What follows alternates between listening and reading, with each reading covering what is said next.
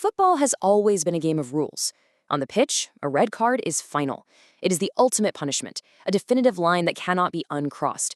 Or at least, it used to be. Right now, the 2026 World Cup has been plunged into the biggest political scandal in its entire history.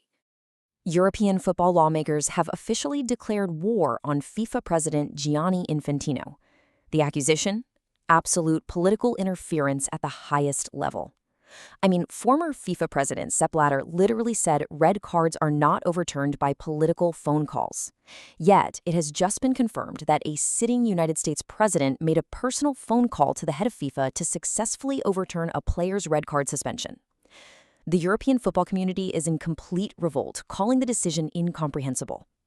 So how did a single phone call break a century of football law? And why does this exact moment threaten to absolutely tear the global game apart? Part 1. The Catalyst, a broken rule. To understand how we reached this crisis point, we have to look back at the rules of the pitch. Let's establish the absolute stakes here. A red card is, by definition, an automatic, non-negotiable expulsion from the current match, and it carries a minimum one-match suspension. By all metrics of modern refereeing, this line simply cannot be uncrossed. It is the absolute foundation of fair play. But then came the final group stage match for the United States on July 1st, 2026. Star striker Folarin Balogun copped a straight red card after an incredibly awkward landing on Bosnian defender Tarik Muharmovic's ankle. While the tackle was largely viewed as accidental, the red card stood. The suspension was an absolute certainty, effectively ruling Balogun out of the massive round of 16 clash against Belgium. For the host nation, it was a devastating sporting blow. But then, the rulebook was completely thrown out the window. Just days before kickoff, FIFA stunned the world by announcing that Balogun's suspension was miraculously lifted. He was completely cleared to play. Part 2.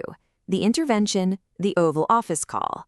Okay, let's dive into this timeline because it left the football world in utter disbelief. How could a definitive red card ban just vanish? On July 1st, Balogun gets the red card. Almost immediately, between July 2nd and 3rd, the phone rings. U.S. President Donald Trump places calls directly to FIFA chief Gianni Infantino. By July 5th, FIFA officially lifts the ban. And on July 6th, Balogun is right there on the pitch, playing against Belgium. We're looking at a crazy domino effect going straight from the pitch to Washington, D.C. and right back to FIFA headquarters. The answer for this wild reversal actually came straight from the White House. President Trump publicly confirmed that he had personally called Infantino to request a formal review. His exact words were, "All I did was ask for a review. I didn't think it was a foul." He argued that taking out the team's best player over a regular collision was very unfair and felt it would leave a big stain on the tournament. Now, on the other side of this, we have FIFA President Gianni Infantino aggressively denying that political pressure influenced the outcome in any way. He completely confirmed the phone call took place, sure, but maintains that he simply explained the ongoing legal process to the U.S. president. He is absolutely adamant that FIFA's judicial bodies are independent and operate entirely autonomously. Part 3. The Legal Loophole. Now, what's really interesting about this is the actual rulebook. If it wasn't political pressure, how exactly did they justify this? Let's unpack the exact legal loophole FIFA used. On one hand, Article 66.4 clearly states that a sending off automatically incurs a suspension. Literally no exceptions. But FIFA actually invoked Article 27 of its disciplinary code. This specific article gives the disciplinary committee the discretion to suspend the implementation of disciplinary measures, provided they don't relate to match manipulation. So the technicality here is wild. The ban wasn't actually canceled or erased. It was placed on a dormant one-year probation. Plus, a $40,000 fine was issued to U.S. Soccer.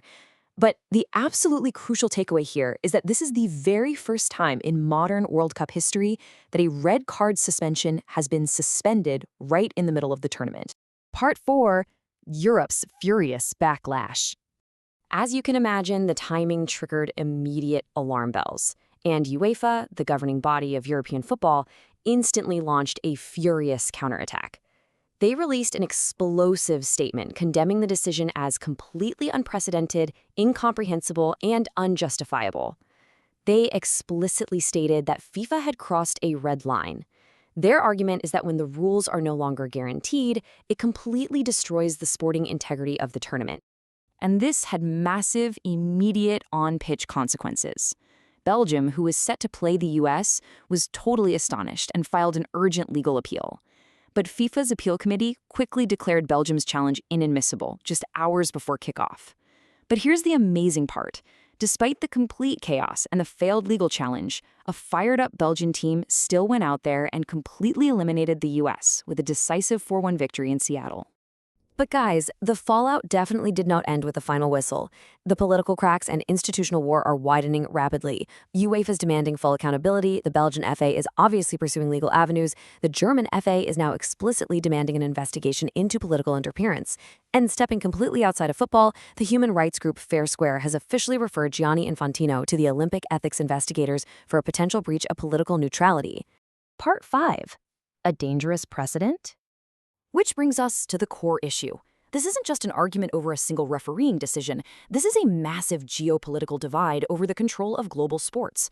For decades, FIFA has strictly maintained a policy that governments absolutely cannot interfere in football matters. Historically, smaller countries have literally been banned from international tournaments just because their politicians tried to influence local federations. So European lawmakers point out this incredible juxtaposition. When the host nation of a multi-billion-dollar World Cup uses political leverage, the rules suddenly seem to bend. They're warning that this sets a seriously dangerous precedent where the most powerful world leaders can just dictate who gets to play on the pitch. The 2026 World Cup was supposed to be a total celebration of the beautiful game, but critics really fear it might instead be remembered as the exact moment geopolitical power completely overrode the rule of law. With UEFA demanding accountability, the political cracks inside FIFA are honestly wider than ever. So I pass it to you. What do you think? Was lifting the ban a fair correction using a legal loophole, or has the integrity of the World Cup been permanently compromised? Let me know your thoughts in the comments below. Hit that like button and subscribe as we track this breaking global scandal. I'll see you in the next breakdown.